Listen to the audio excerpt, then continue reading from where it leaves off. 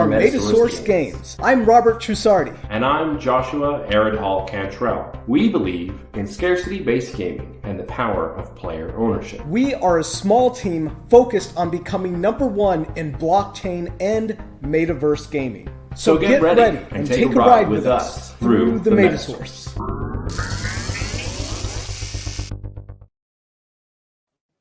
Hello, everybody. Welcome to Through the Metasource, episode number 12. We are now on episode number 12. That is super exciting. Thank you guys for joining us. Let's see who is in the chat. There's Debbie Metal, there's Kate Peters, Texas Ape, Avon Condor, and Crypto AI. Good to see you guys. Hello, hello. I am Robert Trussardi, creator of Castles and Metasource Games. I have with me my full business partner over there, Joshua Aridhall Cantrell. So today we're going to be talking about the recent land doubling announcement, give you guys some updates on free to play, how that is coming along, and we're also going to give you guys a sneak preview of what the Blacksmith Guild is looking at. So it'll be fun conversation. We'll be taking questions. Josh, you look slightly transparent. You're like maybe 10% see-through. It's kind of weird. You're in the I promise I'm not a ghost. He's not the ghost. You always believe a ghost when they say I'm not a ghost. Yeah, awesome. So we've had a long morning, meetings and stuff like that, but we are here. So let's talk about the doubling. What is it? Basically, inside of our game, we have lands can be crafted, and those lands can be upgraded into castles. And essentially, that can't continue on forever at the rate that it is designed. In order to create an incentive to craft lands, we do have essentially what we call, scarcity checkpoints. And these scarcity checkpoints basically make it so that it becomes more costly in terms of in-game resources to create castles. So you want to create more castles now and more lands now before they become more expensive to craft in the game later. So this is really a fundamental aspect of castles. A castle land, the mythic castle land is, arguably one of the most sought after resources in the game because it opens up all kinds of really cool crafting and using heroes and crafting monsters and stuff like that. So we've announced at 350,000 farms minted. We've adjusted it. It used to be 500,000 farms minted. We realized that there were more lands being created through merging and than we expected on also the Seafarer pack, which is one of the packs you can create. Just because of the way that odds work, the lowest possible percent we can use is 1%. So it turns out that you have a 1% chance, a 1 in 100 chance of getting a town, which is actually a really juicy reward. And so that is also added to the to more, basically castles being crafted than we anticipated. So we've said before, I've said before, I kind of like the idea of a soft cap of around 6,000 castles. And so that is pretty much what is happening. We've seen a lot of market activity. Baron's going down a little bit. A lot of castles and sills being bought up. It's been pretty interesting to see how everybody's reacted to that. So we'll want to get your guys' feedback as well. See what you guys are thinking about it. So we have a really great show ahead. Josh, any words to throw in there? Yeah. So I mean, obviously these are things, if you can hear me, I know my internet's kind of being choppy.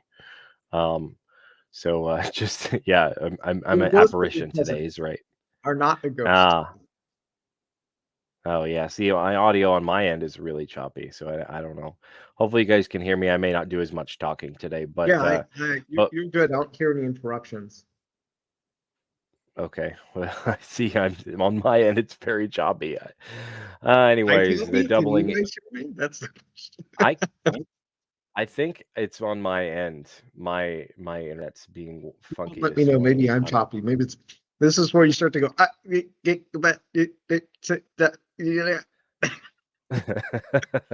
Just to drive people nuts. What's happening? Hey, internet in Montana, right? Lewis, that's what it is. Yeah.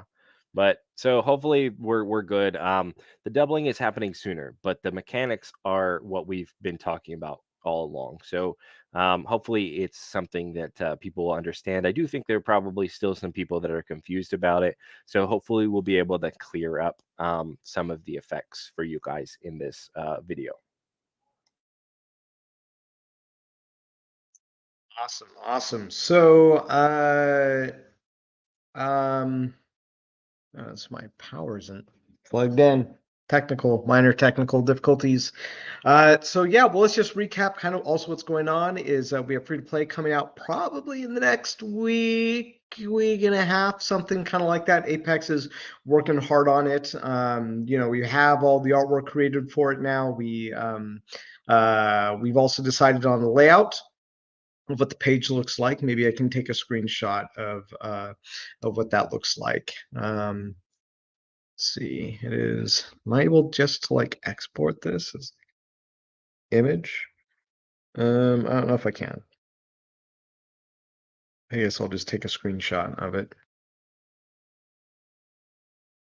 What do you guys think about the doubling? Are you excited? Are you worried? Do you not know what this is going to do to the economy? Do you own any castles? Does it does it matter to you if you just own like farms or cities or something, or just looking forward to free to play? Does that not matter to you? It'd be interesting to know what you guys are thinking about it.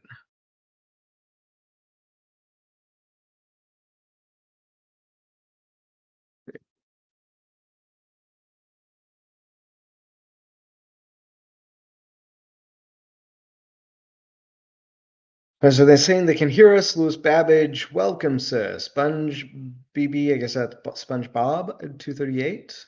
Dial-up connections. That's pretty funny. I remember those days, dial-up connections. Man, things have really changed in computers a lot, internet-wise.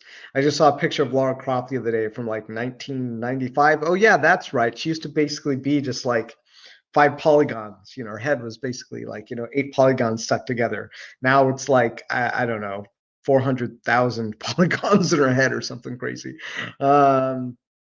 Let's see. Davis Timble says, "Hey guys, say the truth. The minor character is made after Josh, right? I think the lumberjack looks a little bit more like Josh because maybe I don't know because the ginger Viking thing because you have red hair, right? So yeah, so maybe the minor. It's just all of our male characters are based off of Josh, apparently, from the knight to the minor. They're all just versions of Josh. Let's see. K. Peter says, excited will be better for long term for sure. If we wait till 500K, everything else will be devaluated. Lewis Babbage says he's excited without doubling, but what if people avoid crafting land packs and just dump the extra sills? Well, we do have some concerns about that. Ideally, I think the ideal time for the doubling to happen is right when Dungeons launches. I mean, I might be open to like seeing what people think about having it moved back to like 400,000. We don't want to look like wishy-washy, you know, game creators, right? We've said 350,000. So 350,000 is, technically what we should stick to. But we made this announcement without being able to get your feedback. We didn't tell our moderators about this. We didn't tell, Apex NFT, our partners in building the game, about it because we thought it would influence the game. It would influence possibly buying of assets and things. So we didn't want to give anybody an unfair advantage. So it's just Josh and I who said, hey, let's just keep it between us until we make an official announcement. And so that's why I'm really open to hearing what your guys' thoughts are on this, is because we had to make a decision, so we made a decision, and now it's good to hear feedback on our decision and see. I mean, is there anything for us to change? Josh and I are flexible and open-minded. We don't want to seem wishy-washy, but we also want to do what's best for the game and for you guys being able to play it. So it'll be good to No, Lewis Babbage says he thinks 350K is fine, but maybe drop the 50% bonus. Well, if we drop the 50% bonus, well, then there's less incentive to craft new castles. So essentially, the amount of time that it takes to basically make back your your in-game investment in just game assets, make that investment would then be 50% longer, right, Josh? That's my math is correct. Not 50% necessarily. I think it's because it's 50% is only a portion of the total. So it's like 35%, 33, I think technically. So I mean, I do think Lewis that may end up being the point, right? We may not drop the 50% bonus entirely, but we might reduce it a little bit, right? It's possible we might bring that down a tiny bit. Maybe it goes to 40% or 35%, something like that. We'll keep feedback open, and we'll keep running the numbers and things for everybody. We're open to your guys' feedback for sure.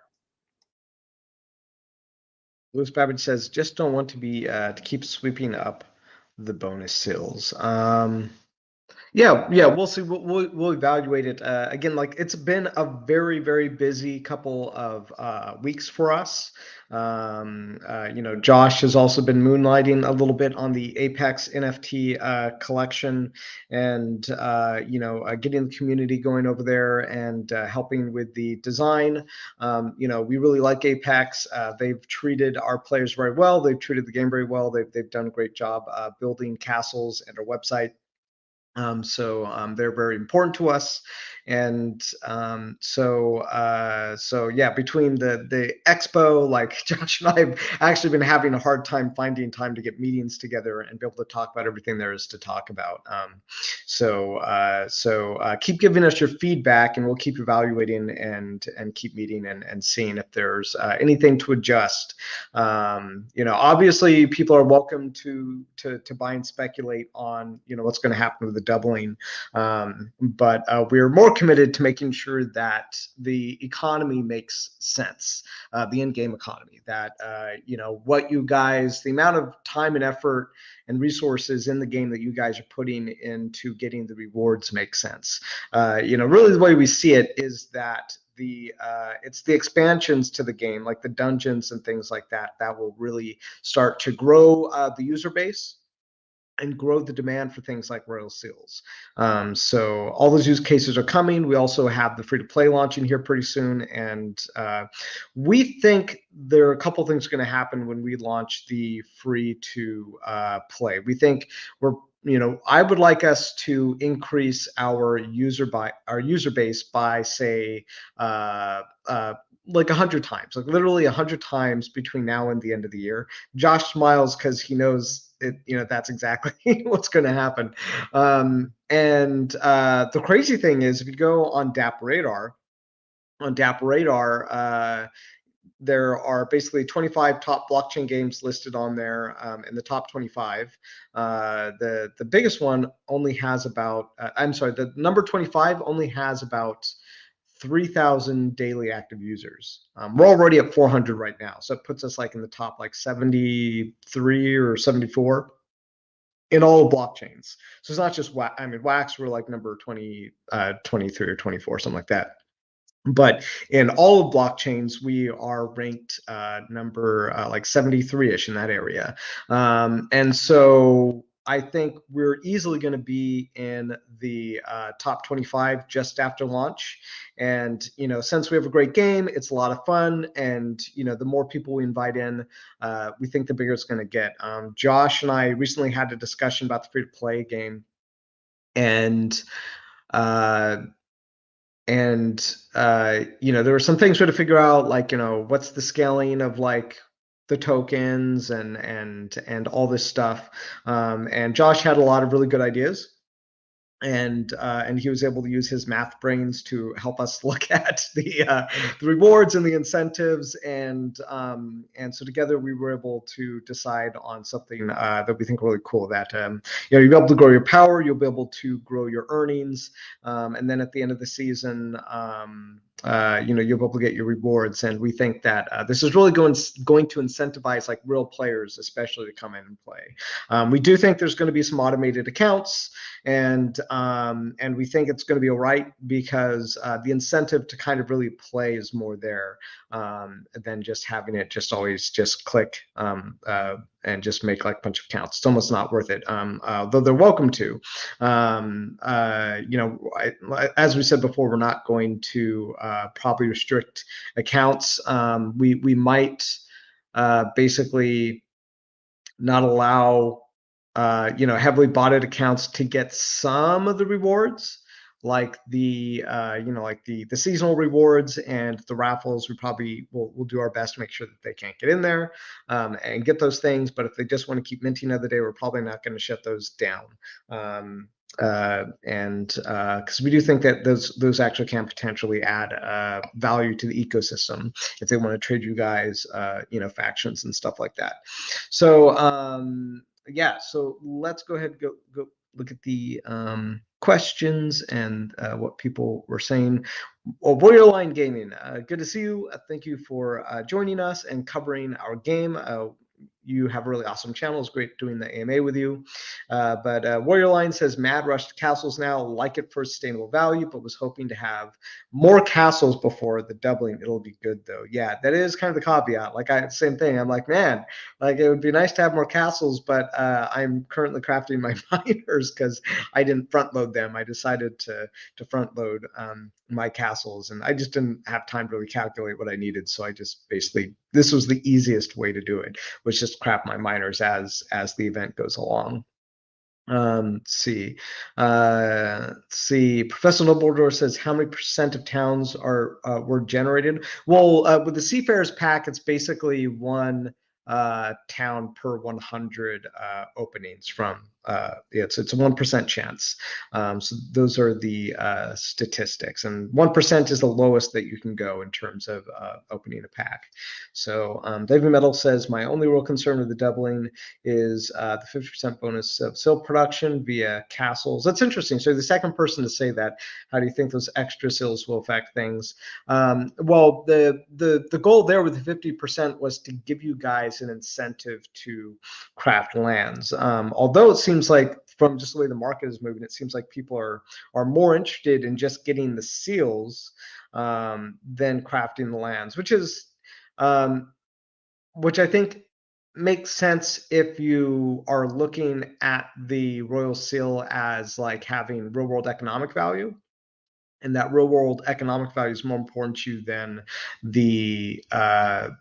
say the value of crafting land packs and getting more castles. But it's a catch-22, right? Because as the demand goes up, if everybody's selling their assets for super cheap, and then suddenly, as we continue to roll out the game systems and things, and seals go back up to $5, and everyone's like, well, why did I sell all my stuff for cheap when I should have just been building castles in the first place and buying up the floor? Again, it's not really it's not our job to speculate on the secondary market. What's important to us is that you guys are playing the game. So if you guys are not playing the game and you're not crafting things, and basically that is kind of that is a problem for us, because we do want you to be able to play. And so you are supposed to be crafting less land packs as time goes on, but yeah, it's good to see that you've also raised that, because actually we've seen it in the Discord as well, people raising that issue. So I think it's really interesting to see that as people bring that up as the point of concern. Because for me, I'm just like, well, I'm just going to keep crafting land packs. But I think people keep seeing the royal seals also as money. So our job is to make sure that you guys see it as a game asset. So to be able to use your assets to do the really cool stuff. So we'll keep evaluating. We like blockchain games. We like speculating ourselves on games. So we understand that it's, and for a lot of people, it is both. that they do want to play, and they want to speculate on assets, and we think that's totally fair. Why own something if you're not going to have the option to do what you want with it, even if it's trade, if it's sell it. It's why we love the space is because you have those options. So there's really good to hear that. K. Peter says, agreed, maybe not a bonus in sales. It can also be something else which does not affect the amount of sales. And that's interesting that a lot of people are saying the sale bonus is too high. So I think Josh and I will have to talk about that. And maybe we'll actually pull some of you into the Discord channel. Because Josh and I don't want to make sure we're in our own echo chamber. We're like, yeah, if we do this, the gamer's going to do this, right? Yeah, this totally makes sense. and then we look at the gamers like, no, that's not what we were thinking at all. It's like, this happened a lot with I love to use this. I don't get to use it enough, so I'm going to use it right here. There was a game. Wait, actually, I think I talked about this in the last stream. Actually, it was about Richard Garriott had a game called Ultima Online, and Ultima Online was like one of the first graphical, massively multiplayer RPGs, and it is interesting because it was one of the first. But what they really did wrong was that they didn't anticipate the way that their players were going to play. They basically just were in their own echo chamber. This was days before the internet was really like available to everybody. Not everybody was using the internet, even like game developers. So what happened was they kept doing things in the game, and they're like, hey, so we're just going to create all this land where people can like go and like harvest things and build things. It'll be great. And then once the game was released, they realized, like we don't have enough land. Like everyone's destroying everything, and there's like nothing for anyone anymore, because it was just basically like, if you had an island and then you plop down, an island like, let's say the size of Disneyland, but then you plop down like enough, population for, say, I don't know, a couple of cities. What do? They chop everything down. They eat all the food. They kill all the animals. Suddenly there's nothing left but humans, and they're just like, that wasn't how we expected that to work at all. So they kept doing this all the time with Ultima Online. They basically kept like trying to change the game to be like, within the players, it's basically the idea that players should do this. If we build a system when the players should, like here's my quote mark, should do this. The players should do something. And that it just turns out that when you actually put in, game systems live, or essentially you create an environment for people that they don't always do the way that you thought they should do things, that they actually have their own ideas. And so it'd be interesting to hear you guys' feedback on what you guys think, you guys are going to do, and what other players are going to do. That could be really useful, because we're not going to be so ignorant that we're just going to pretend that that you guys don't have something else in mind than we have in mind. Let's see. James Curtin says, Lewis Babbage, didn't you buy a boatload of sills to sell? Maybe that's why you don't want the 50%. Yeah, I mean, that's people could just be trying to play the market, play the game. People who have castles want more royal sills. People who don't have a lot of castles want to buy royal sills to sell back later for more. So yeah, we need to make sure we don't get gamed as well. But I don't know, we'll have some conversations. Professor Dumbledore says, I understand what 1% means, but your counts from Seafair packs being reason for the doubling, so I was wondering if more than 1 out of 100 was the actual outcome. No, I think the outcome is probably the actual outcome. I mean, I haven't calculated the actual outcome, but let's just say statistically it should be 1 in every 100. But when we first came up with the number of 500,000 farms, that wasn't necessarily what we had in mind. And I think that the bonuses too from the farm merging was a little bit higher than we thought it would. And when you start to add these things together, it kind of has, and probably more than incremental effect on things. because I think right now I didn't do the exact math, but it definitely, we should be under 2,000 castles. We're just about at 2,000 if we didn't hit it already. I checked the other day, we were very close, right?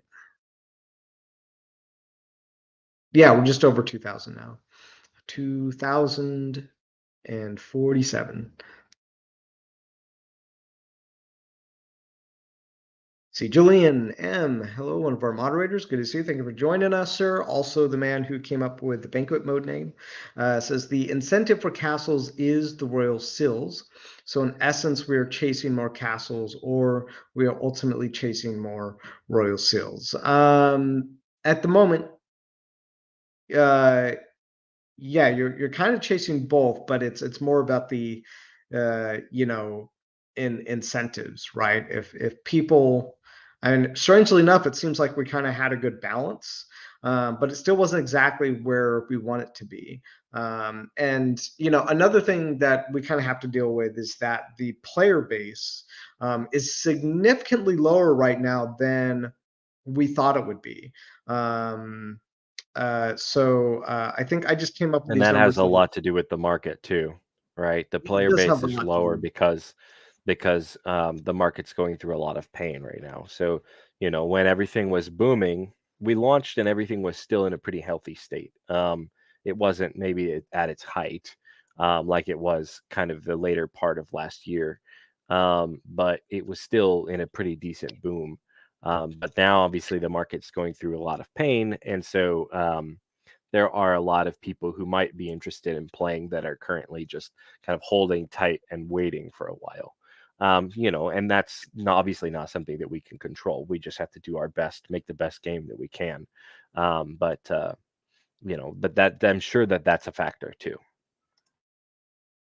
Yeah, 100%. And when we released the game back in like February or so, uh, you know, we were looking at the numbers of users on Wax and the way they were coming in. We're like, you know, easy, we'll have probably you know, 5,000 users by August, right?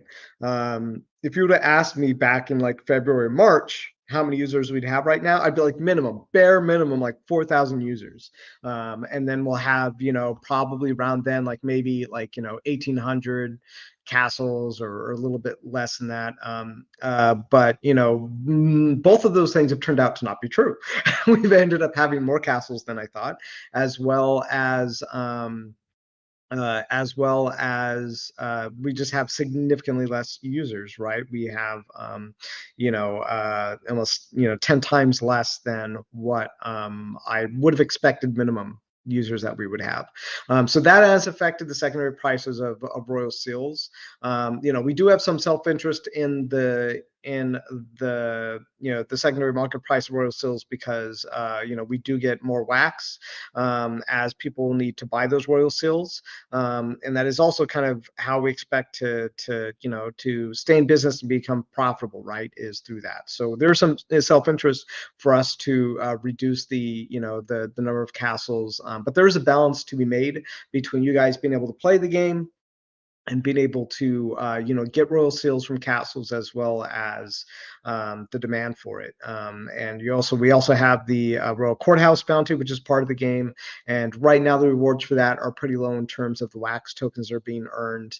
And so yeah, it's you know, it is also kind of a tough market out there right now in terms of consumerism, because we're in a recession pretty much, you know, by all technical benchmarks, we're in a recession right now. And, you know, any economists on, you know, any channel will tell you that. And, you know, recessions are sometimes, you know, bad for business, necessary for an economy. You know, if you have a big, you know, inflation run on things, you got to pull it back, just kind of like the same thing we're doing with the castles here. But in the end, you know, life goes on, and the game goes on, and growth kind of cycles back. And that's definitely how we're designing the game, is that, you know, that it will always continue growing, and you guys will have more use cases for royal seals. So are the things to adjust? We'll keep discussing it with you guys, and hear what your thoughts are. But yeah, let's go back into the comments. Lewis Babbage says the seal is the heart of the game for the ROI chasers. It's the easiest thing to get your money back. Yeah, there are, likely ROI, what you would call ROI chasers in the game who are not interested in playing really, who just want to hold the assets and sell them to people who want to play the game. And my thought on that is that if if we have enough real users in the game who are playing, and as we grow the game, and more fun systems come online, that we'll start to grow the audience.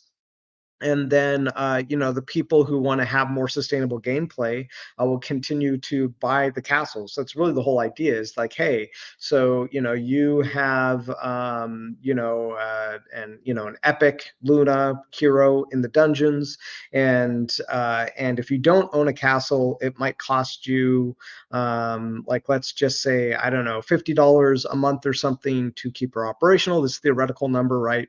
And if you don't want to pay $50 a month, well, then maybe you can just buy a castle, and that castle will be able to give you the assets that you need, that you don't have to pay $50 a month in order to play with Luna, to recharge her assets, recharge her treasure source, recharge her stamina. You know what I mean? Create monster packs. So really the goal is, there at some point, there's going to be a point where we have more players than we do what you might just call like the ROI boys, right? Or at least the players will kind of decide what the secondary market price is for castles. And so we still have a pretty small base right now. We don't have the dungeons online yet. We think dungeons is going to change everything, and the same with free to play. We have some really major things happening, and we can already kind of see them, these second and third order effects that are happening. Let's see, you see any good comments I might have missed there that someone might have said? I'm not sure I'm really keeping up. I'm kind of jumping around in the comments a little bit.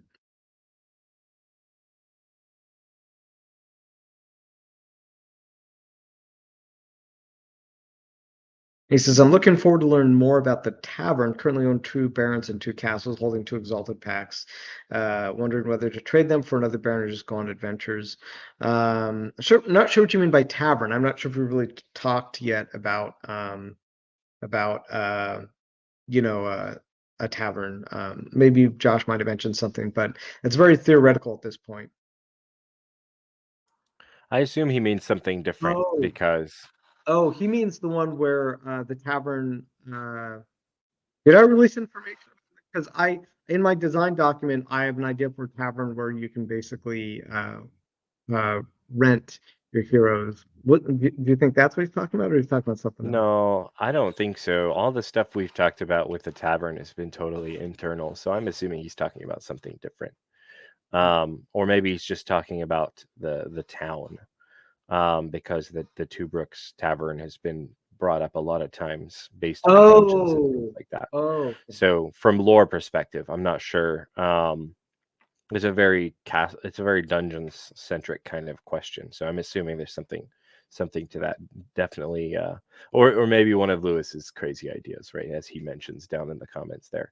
But let us, feel free to clarify this question, and we'll go a little more into it.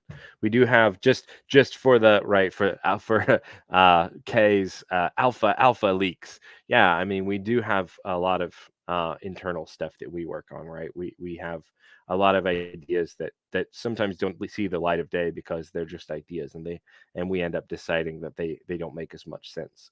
But we did have a couple of different designs for the tavern itself as a wonder, and things like that, but none of those are finalized by any means. So that this is a good question, though. Thank you for highlighting that one. So I can answer that one. So right now, we'll finalize, of course. We talked about the 25%. Does it need to be a 3-to-1 ratio or a 2-to-1 ratio, right? The other wonders have been a 2-to-1 ratio, but the Blacksmith Guild might be a 3-to-1 ratio because of the nature of the way that it works. However, I have actually. It was myself. I was the one that raised that concern, right, and said, "Oh, we probably need to switch to 3-to-1." But actually, I have to correct myself. There's no reason for us to go to 3-to-1. We should actually stay with the 2-to-1 ratio, same as we have with the other wonders. And let me explain that, because it was my own mistake that caused the confusion. The reason that we should stay with the 2-to-1 ratio, besides the fact that we, historically have used that ratio, the other reason is the time difference, right? So it's not so simple as you upgrade three sets of uncommons, and then you have that upgrade where you then upgrade three uncommons into a rare. But the time factor is really important here. So if you have three of the Blacksmith Guild's low bounties and one of the high bounties, your ratio is actually way off, because you can convert commons into uncommons twice as fast as you can the uncommons into rares, because one takes 3 days and the other takes 7. So there's no reason for the ratio to be made worse. So we'll probably end up sticking with just the regular 2-to-1 ratio, because realistically, if you have say you have 3 total bounties, you've got 2 low and 1 high, that would be an even spread. Based on time, in a single week, you could still upgrade 4 sets of commons into uncommons and 1 set of uncommons into rares in a single week, even if the ratio is 2-to-1. And you're still ahead on the commons to uncommons. So we don't need to go 3-to-1. It was myself that confused everybody there. So thank you for asking the question, because I had been meaning to clarify that. It probably will remain the same historical 2-to-1 ratio. The VM Hive says, do you have any plan B if doubling will have some negative impact on new player base? Well, if the doubling had a negative impact on new player base, I think you need to be specific about what negative impact means. If you're talking about new players not being able to purchase assets because they cost more, I mean, that's how it's designed, is that that essentially that the castles become less attainable over time. Like, people have had their chance to come in here and get here. If you come in later and it costs twice as many in-game resources to build a castle, that's just, you got here when you got, that player got here when they got here. There's nothing we can do about it. I mean, that's really the name of the game, is that, the early adopters have a chance to get certain assets before the players who came in later. And essentially, it's just, again, supply and demand. The more users and versus assets, that's how it plays out. More users, same number of assets. Typically, demand for those assets go up, and as far as secondary market prices go, they tend to go up because people are tending to pay more for them. And that is really just the game. As we've always said, that this is a scarcity based game, that you want to be making things now while while there is more of them per user base, rather than trying to get them later where there's less of them per user base. And this is really kind of like an economic strategy game in a lot of ways, like how you how you buy and trade your assets is the freedom of choice here is what we're all about. All right, so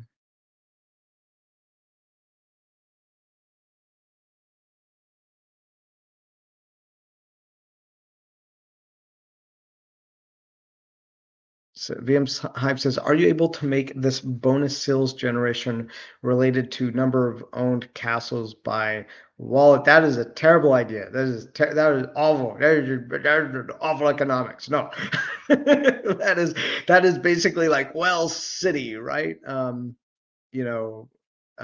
Yeah, I mean, if you just have more castles give you more, or if you have more castles give you less, well, then you would just make lots of all individual castles. So that doesn't work in either form. Am I right about that, Josh? I'm pretty sure I'm right.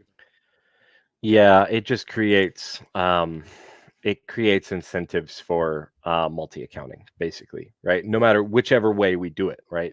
If we make it so that you have bonuses, it people will manipulate it, right? We just want it to be equal and fair for everybody, so it needs to be the same, just the same across the board for everybody. And yeah, I mean, it's one of those things. Everybody likes the idea of limiting whales, but whales are an important part of the ecosystem too.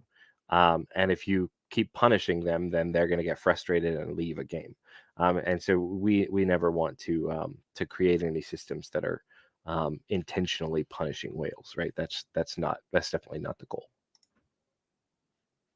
Some polls on Discord. Maybe maybe I'm kind of open to the idea, but when it comes to like like in-game economic decisions, I kind of like more to do the one-on-ones to just hear what people have to say about it, because I feel like the polls get skewed, right? It all depends whether or not the people who are privileged, who have a lot of assets, are voting, or people who are not privileged and don't have a lot of assets are voting. Really kind of depends on who's voting, and also we don't have, it's not like a DAO where you can really confirm a person or their votes. It can also be manipulated. So for creative things, sure, like uh, I'll take I'll take the feedback of creative things, because there's low risk there. But when it comes to like the economic decisions, I'd rather just hear what people actually have to say about it, in detail and individually, and what they're thinking about it, because I think you really just get more to the heart of the matter of what people are actually thinking is a good idea for the game. Let's see. Vessel Dumbledore says, I think the seal bonus is needed. With one castle, one baron, you net 3 seals a week without a bonus. One castle, one baron, net you 3 seals. What does he mean? So if we didn't increase the amount of seals that we were generating for castles, Oh, then right. yeah, I see.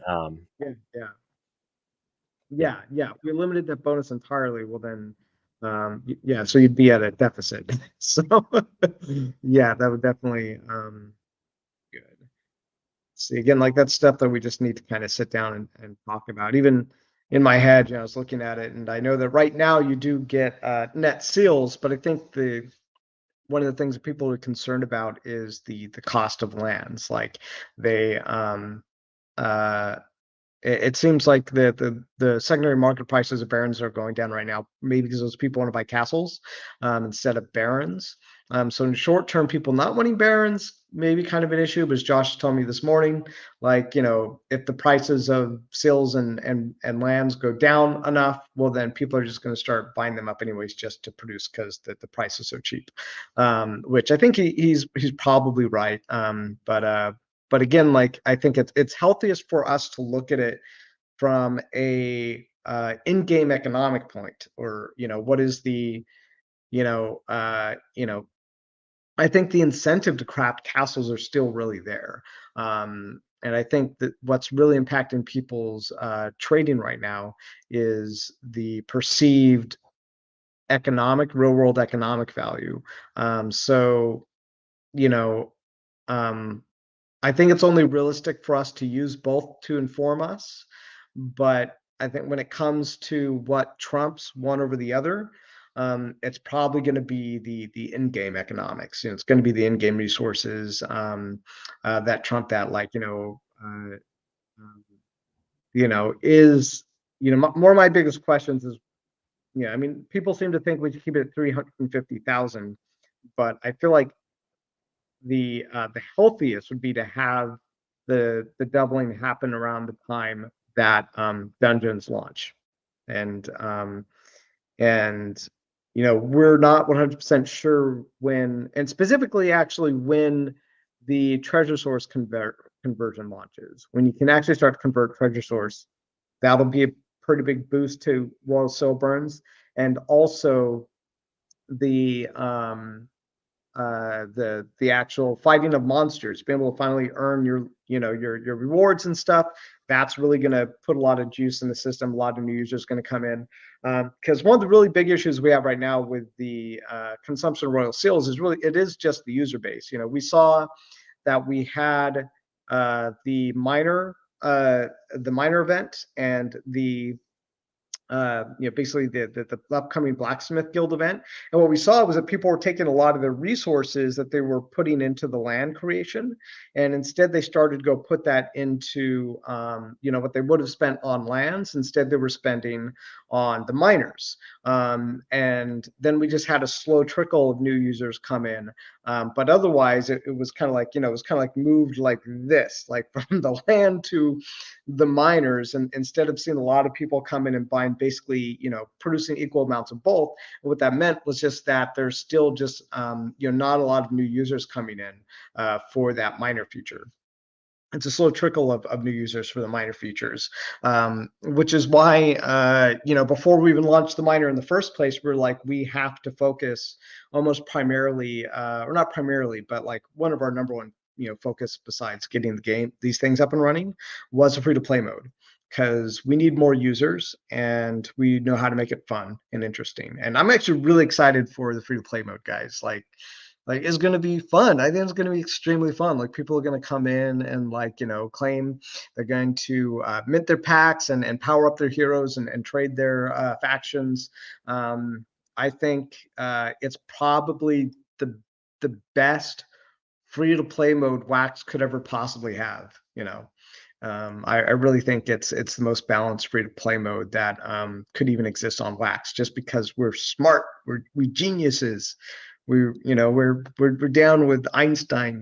He's like our bro, and you're and I'm just making a fool of myself right now. but you guys know what I mean. Like, it's going to be a lot of fun, guys. Like, I think everybody seems pretty hyped for it.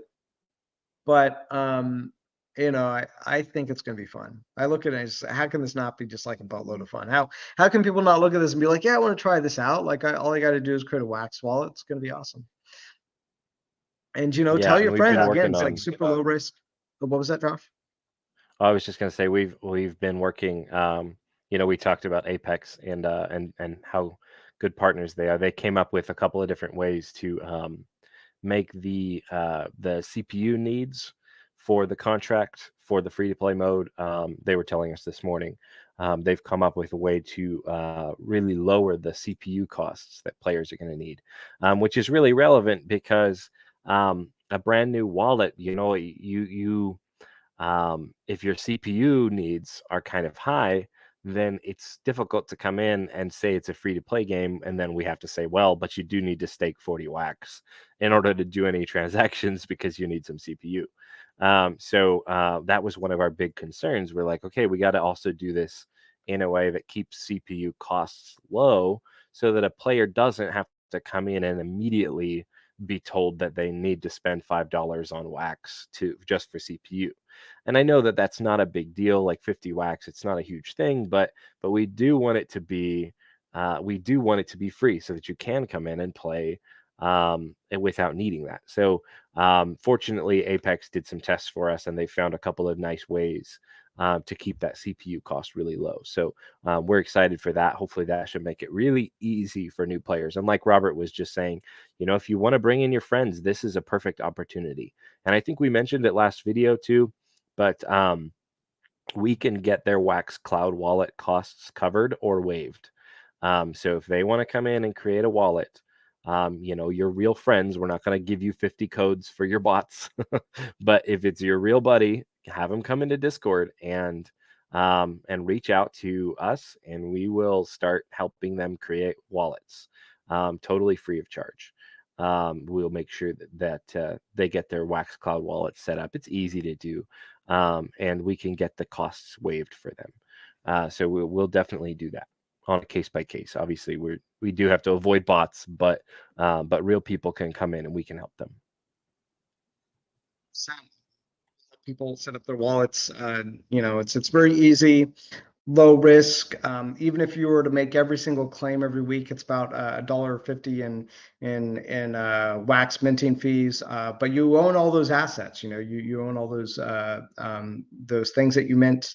You'll get the banquet coins and then seasonal rewards. Yeah, be super cool. Tell your friends. I mean, no better time, no better game to get involved into blockchain gaming with. And it's really simple. You just go to the Wax Cloud wallet. I think it's a wallet.wax.io, something like that. And there's a link on our website. I think you can also get to making a wallet just from our website. When you go to log in, you can either log in or create a wallet there. What happened to? Oh, here it is. Thel Clay says, I'm on the late stream. I like the idea of 400K for the doubling. Thank you for joining us, Thel Clay. Good to see you.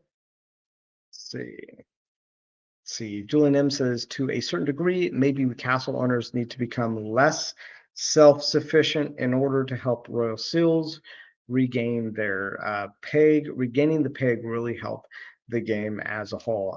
Yeah, well, someone said before it's more of a cap than a peg. We definitely want to see it hit the cap again. It's definitely better for us as a company. And it's really a question of like how many users are playing the game. We want more users playing the game. So there's kind of a catch-22 where if we raise the price of crafting lands, potentially we lose people wanting to play day because it's gotten more expensive. But at some point we have to do the doubling. This is how it is. Eventually, at some point, it has to become scarcer to craft castles, because that is the premise of the game. And so the question kind of is when to do it, how to do it. Land packs are also definitely going to be crafted less. Probably per player. The question is, for the win, and the how. So that's something we're still kind of hashing out whether or not there should be a modification here. But this is all really good information to hear. We'll probably be in the chat at some point to kind of hear your feedback. I don't know if I could do something like that today, because I have a doctor's appointment tomorrow. It's going to basically, I'll just tell you guys, I have some dental surgery coming in, so I might disappear for a day or two while I recover from all of the jackhammering that's going to go on, my gums here. But all right. Debbie Metal says, my concern 50% seal bonus saturating the market is in relation to the value Royal Courthouse bounties as assets. Yeah, well, definitely if there's more Royal Seals in the market that are being used, it's all about consumption of the in-game resources, right? And again, I think it is a player-based issue, but it's also like if you guys aren't crafting lands because you don't think it's worth it, that is a problem.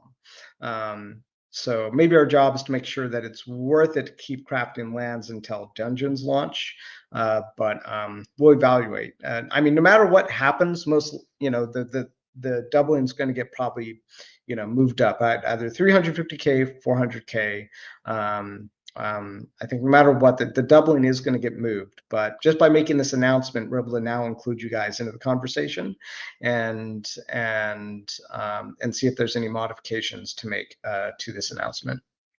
All right. So Lewis Babbage is expressing that same worry, I guess, of them going down. Again, it's kind of a user issue. If you guys are enjoying playing the game, well, then you'll consume the Royal Seals. So I think it's, So the secondary market prices are the secondary market prices.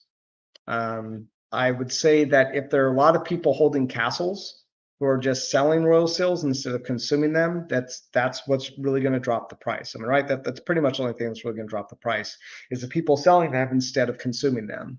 And if there are not enough players to come and buy up those castles, and I feel like this whole problem is really solved. That particular problem you're talking about, having seals go over $2, I feel like it's solved easily by like, what is it, Josh? By like, is it doubling? or tripling the user base? Is it success? I've tried to figure this math out in my head. I'm like, how many more? And I guess it's more of a volume thing too, right? We saw this with the markets recently. Like with more volume, the price gets driven up much faster with volume. So, if we get enough new users at volume, it'll hit $5 again. And then if we just get enough new users, period, it'll probably hit $5 again. But again, it's really hard for us to speculate on that because it's not necessarily, what we focus on, but we understand that it's, we hear you guys. We hear that is a concern for you. And so something that, we'll take in consideration when we're looking at these adjustments. Let's see.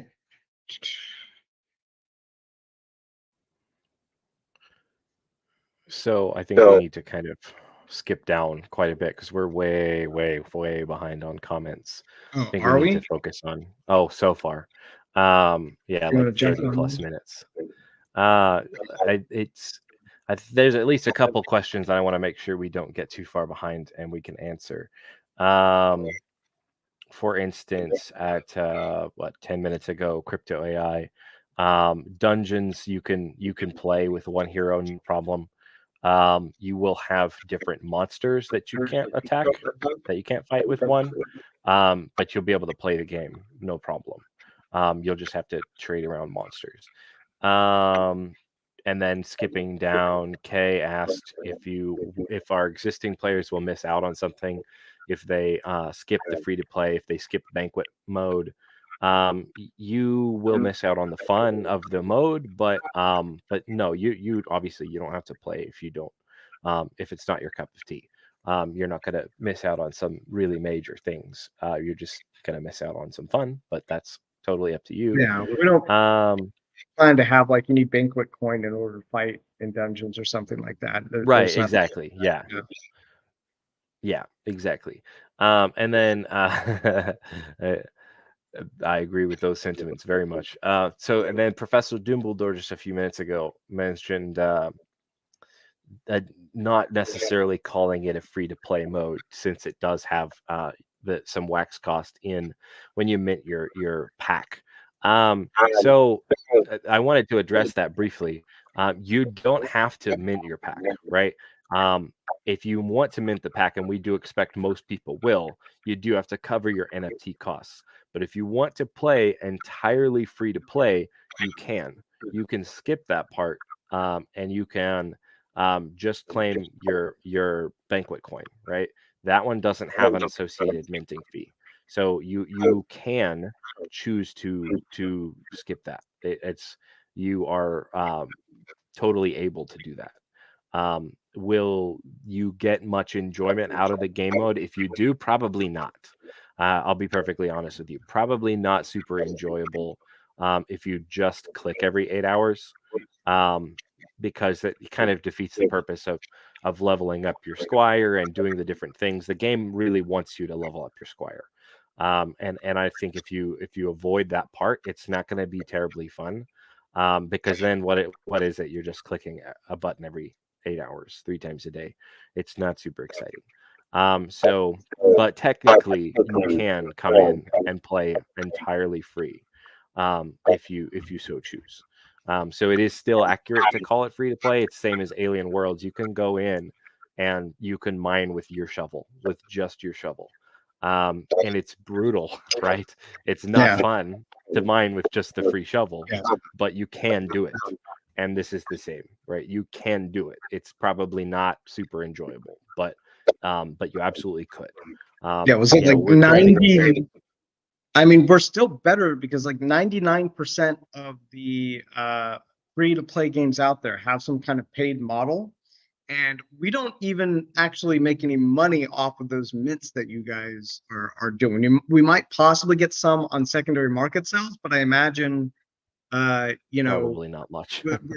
Yeah, it's not going to be much. Like it's not even going to move the needle, I think, unless like we get probably massive like millions of players playing. Well, then maybe we'll make something. But it's all about we I don't foresee in the near future where we could sustainably pay those minting costs on wax. Like it's just not affordable. Like we would literally be paying probably tens of thousands of dollars in minting fee a month if we just let everybody mint whatever. And that's like best case scenario, I think, is tens of thousands of dollars of minting fees. Because anybody the would point, mint as much as they want, bought as much as they want, and we'd pay for it. So if we could become profitable somehow that way, sure. But I don't see it. I mean, I really don't see us inviting in 100,000 wallets to come and mint their own NFTs for free every day, and then us making any money on the secondary market or something. So it's just like the way it's gotta be. Now, whether or not you also said here that we might turn away people who call the free to play as a literal definition. I yeah, don't really have an he has a argument little for you bit of it. there, except Yeah, he has those a little bit of are a free point to there. think what they So want. Yeah, they're free to think what they want. Like this is the reality. The reality is that someone has to pay the minting fees, and we cannot possibly afford to do it for them. But we actually are going to pay a little bit of minting fee, or rather RAM fee, for every wallet that gets created. So really, right now, this is costing us more money. Um, and we're really betting on it increasing the user base so much that it actually raises the volume of users who are playing the real game. So that is, that is really what we're betting on, is the marketing effect of having the free to play mode. And we also think it's a lot of fun. We have people say, "Hey, I wish like there was more gameplay in the game," and it's like, well, we understand that, and the way the game is made is that you do need to spend what can be very valuable secondary market assets to continue playing the game as it is, and that's just how it's designed. So we have this as an alternative, and the alternative is somebody has to pay those minting fees. If you want to pay those minting fees, just give us the money every month. We'll go ahead and make it free to play. But someone's got to put that bill. You know what I mean?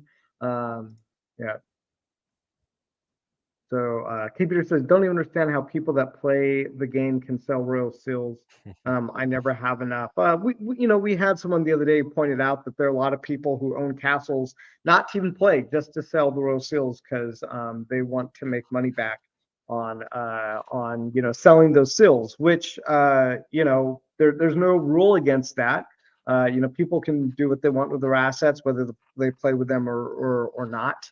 And as I was saying earlier in this conversation, what I think what's likely to happen is that you're going to have, as our player base grows, we're going to have people coming in to play, dungeons, and more people in the free to play want to get into the real game.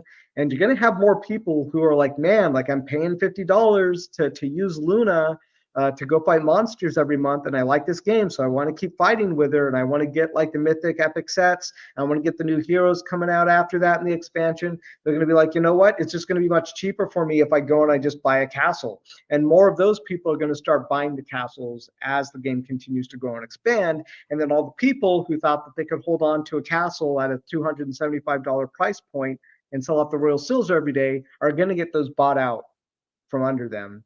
And then it's as the game continues to deepen and as it continues to grow, I think the floor, again, this is not economic advice, this is just theoretical in my opinion, is that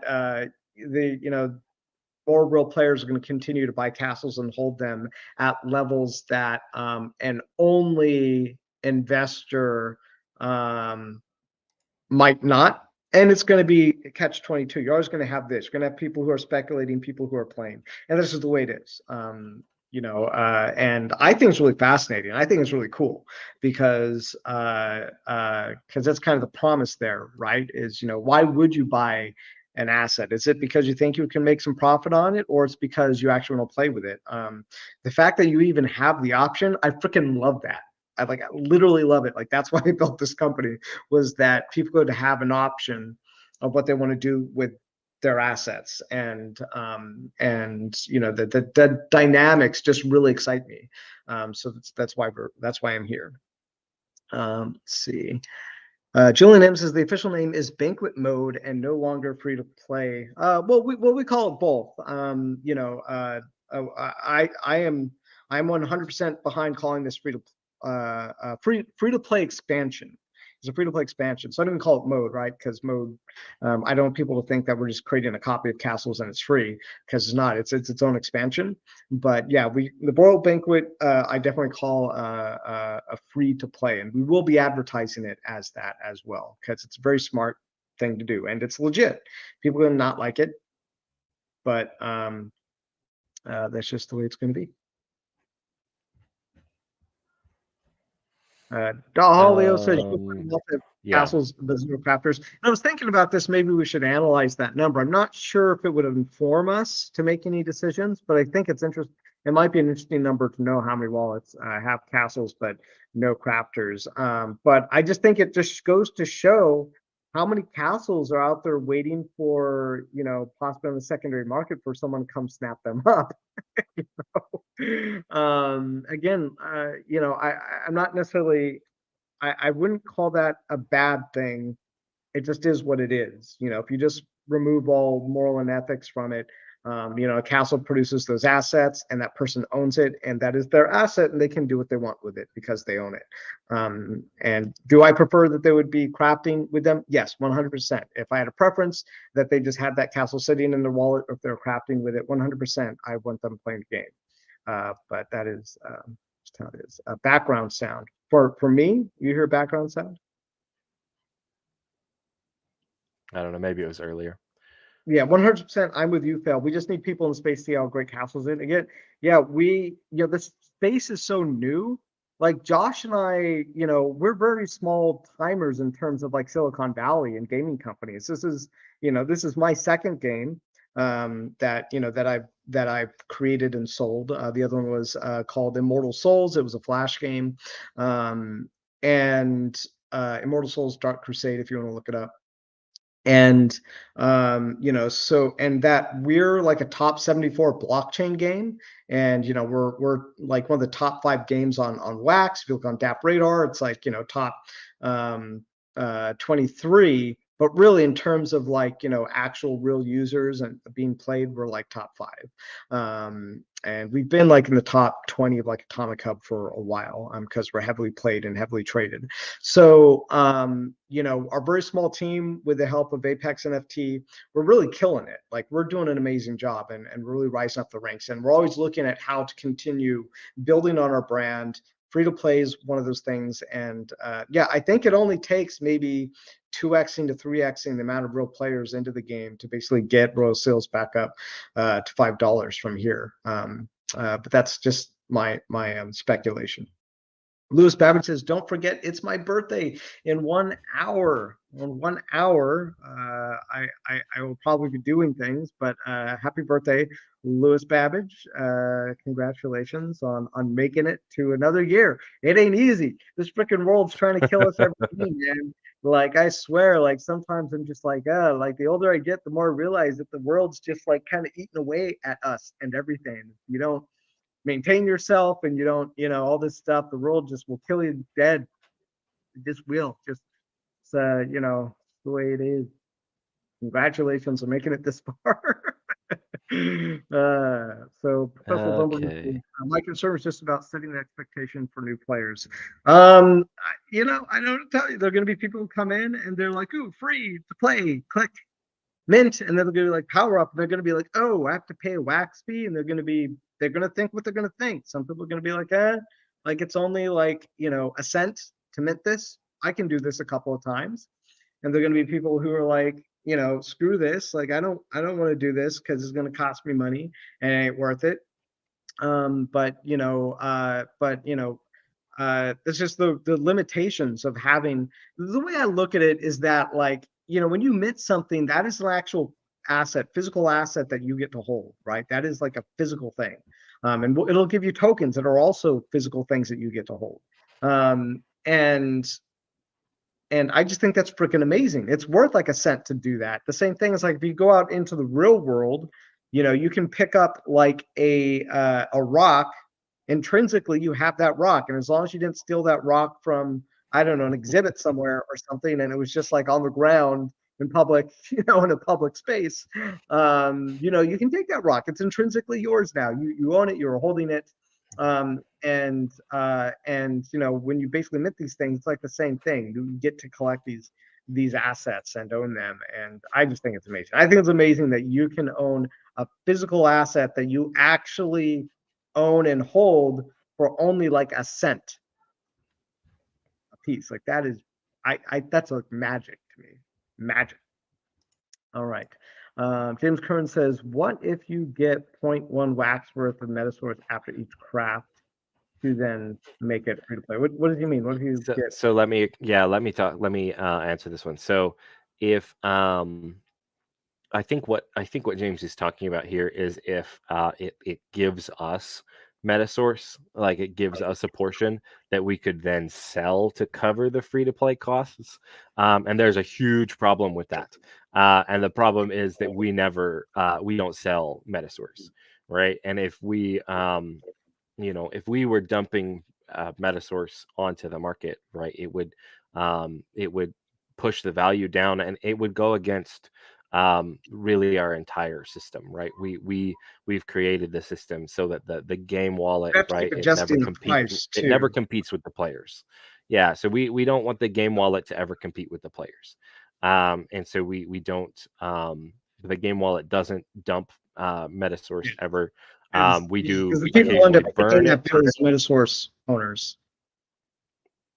Yeah, so we burn Metasource from the game wallet, and you know, and things like sometimes we give it away, sometimes we give 50,000 Metasource to a brand new streamer who's wanting to demonstrate some merges and things like that. You know, sometimes we do that, but we never sell it, right? We don't put it on Alcor. We don't. Sometimes we use it for liquidity pools, but that actually costs us money. It doesn't make us money because we have to put the wax up to pair it with, and we never sell the Metasource to get the wax to make the pairing. We always just cover the cost of the wax itself.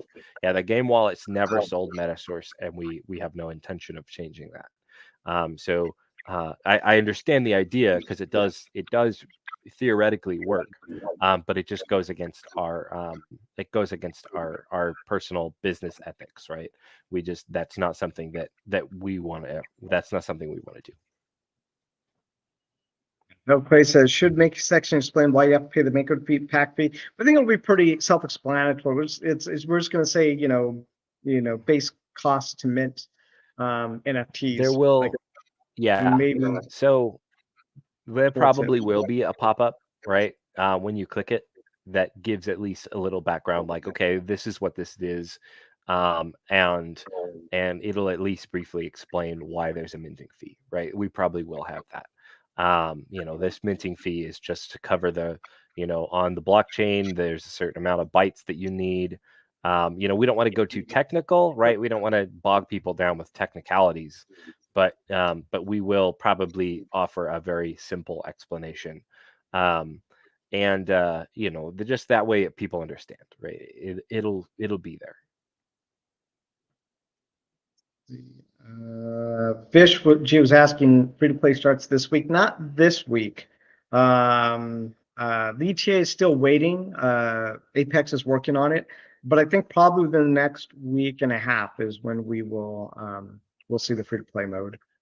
Yeah, maybe by the end of next week, or sooner. We'll just kind of see how it goes.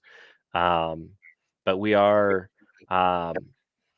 we're already at an hour and 15 minutes, right? So I don't want to go too deep into it, but we probably will do another stream next week, like shortly before we actually get ready to launch, where we can give you guys all the really specific numbers and everything, because we have basically gotten that mode completely sorted out, and all the exact numbers and everything.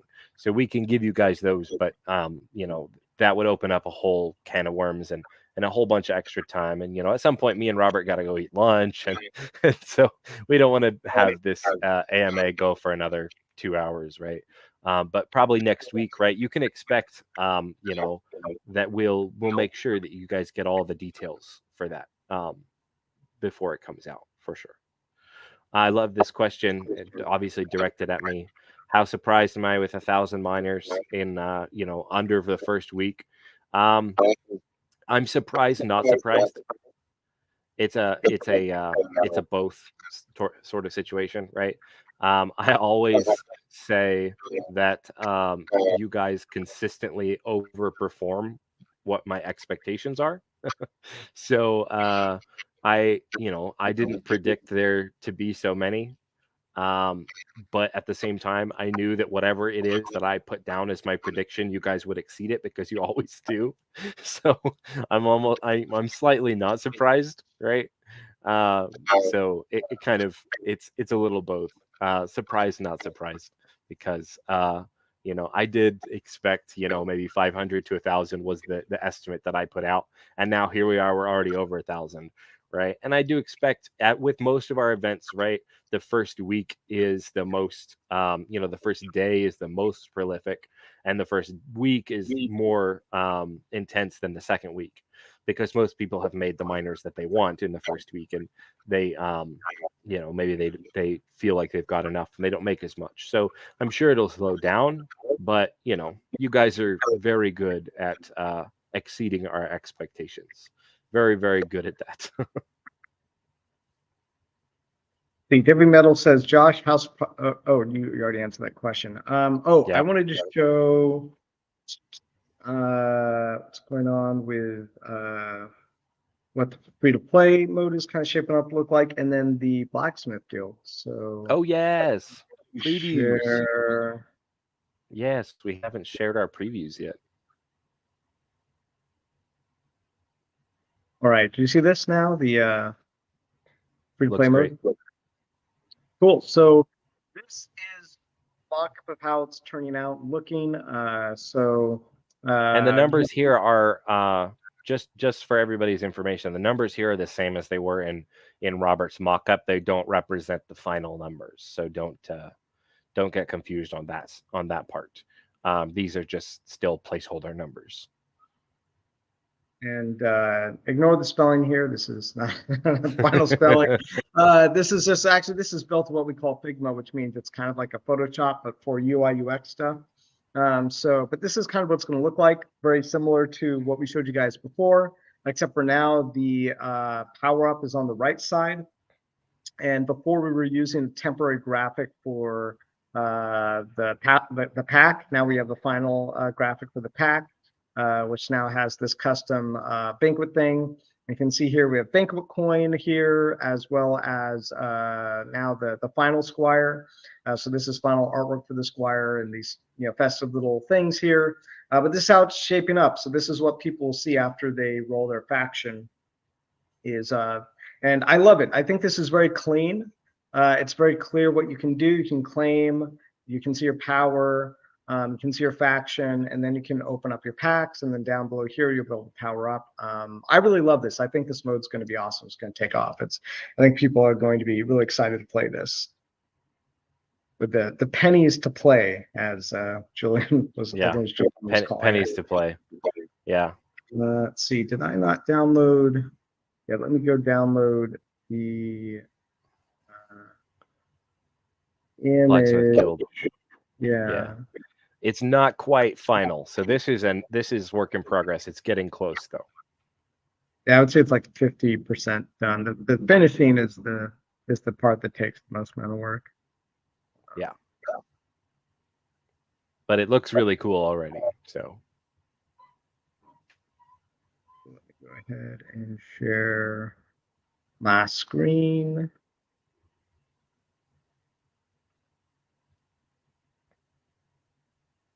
All right, so this is how the Blacksmith Guild is shaping up. You can see there's this massive cauldron, what's it called, melting pot here at the top, and it's being dipped, or rather poured into the top of the Blacksmith Guild here. And then, yeah, it's just really running down here. Didn't I tell him I wanted like a lava waterfall here? Why is that not on there yet? Anyways, Yeah, we've got some work in progress stuff, obviously, but yeah, it's yeah, this is a big operation we're talking about here, right? These are not little small town blacksmiths. This is the Blacksmith Guild. Like they're not messing around. like Blacksmith City. That's right, exactly. It's like a blacksmith Yeah. fortress. The Blacksmith Fortress. There you go. It's just what I was thinking. Like an evil empire. Looks like something from Star Wars. It was a little bit. Engineering flaw. It would be too cold to pour. What are you talking about? What are you talking Up about? that high. He's talking about where's the heat source for that melting pot. Yeah, we'll have to see. We'll have to see whether or not. It's a fantasy land. It's a little, yeah, it's a little you know, maybe they're using magic, right? I mean, it was a fantasy game. You know, they've got some wizards up there casting spells and keeping that melting pot nice and hot for you to toss your metal and your armor in there and to enchant it and etc. It's a whole operation. Yeah, we don't have thermal dynamics in the world of Castelia. There's no thermal dynamics. There is no science. There's only magic. It's all magical. What do you guys think? Looks pretty cool, huh? I think it's awesome. Heavy Metal says, what do you think of the idea of having the doubling kick in right when the Blacksmith event ends, pegged to daytime rather than number of farms? I mean, if I were to give it a date, I would probably rather do it when the the treasure source launches. Again, like it's probably not good for us to talk about all the different possibilities, because then everyone's going to speculate on a million different things. So it kind of suggests that maybe you don't speculate. It's up to you. But I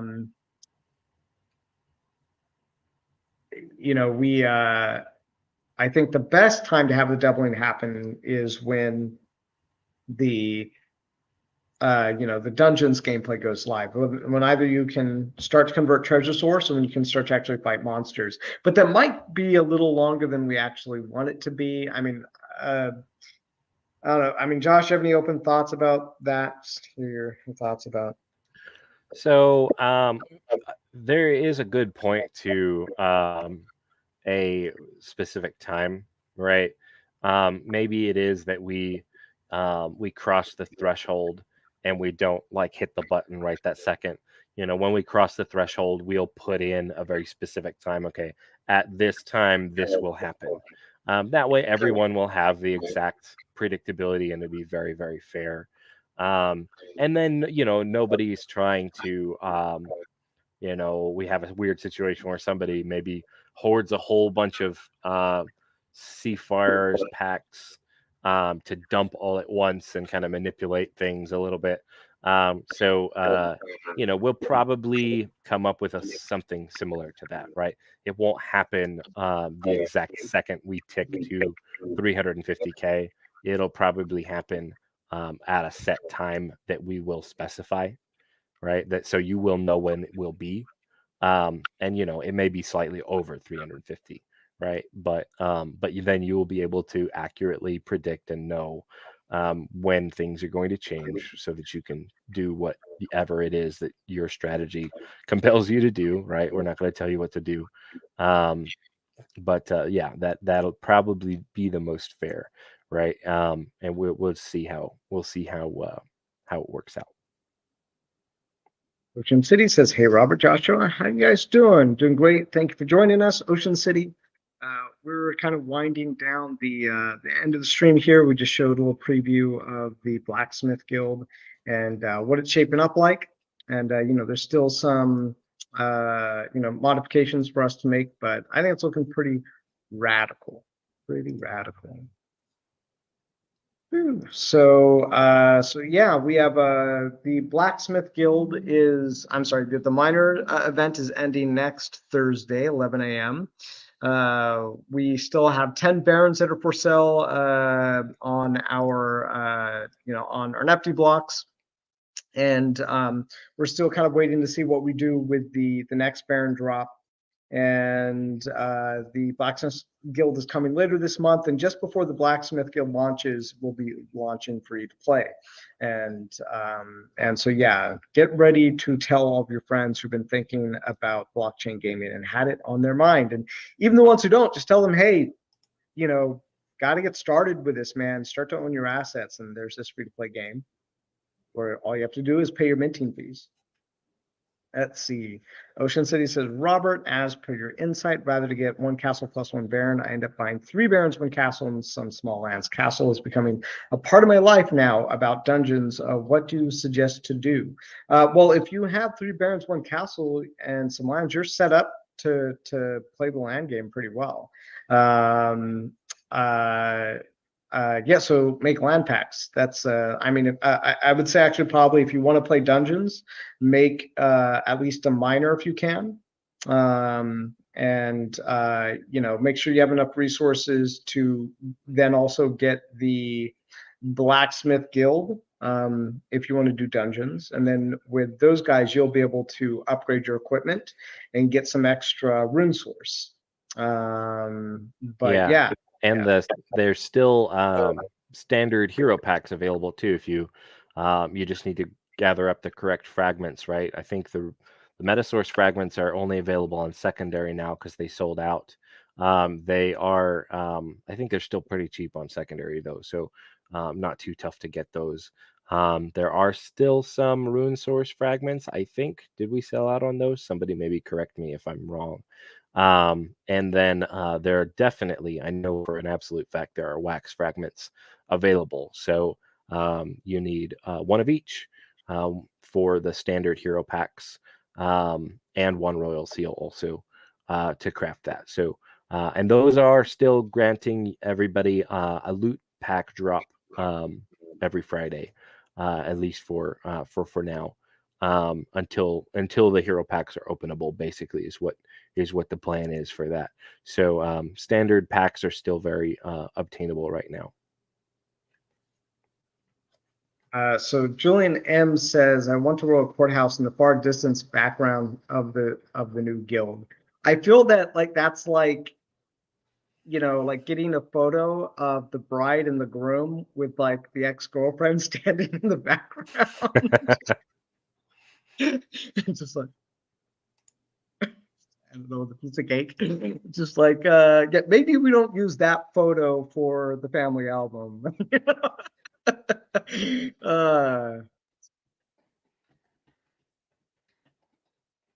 They says, does look awesome. Debbie Metal says, do we have confirmed start date for the Blacksmith event? Yeah, it is the 25th of this month. It is 3. Well, that's right. So 25th, yeah. I think, or I think that we're on track to go for the 25th, I think so right? too. I think you we are. might not be able to craft, I mean, most likely you're not going to be able to craft starting then, because we still need to do a lot of stuff with the templates. Good news with the Heroes expansion, being able to, switch your equipment around, that kind of thing. We did just finally get all of the art sets from common to rare. And so we have all of those. We're just kind of sorting through them, seeing if there's any modifications that need to be made.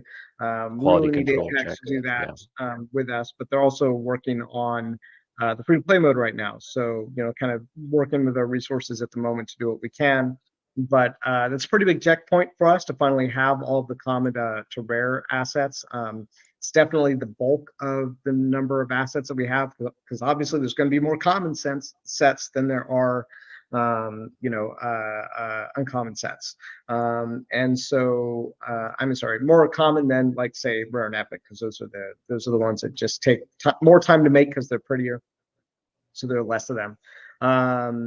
But yeah, so you won't be able to craft immediately once it's out, and that should make things a bit easier on us because we just have to reuse the other stuff that we did.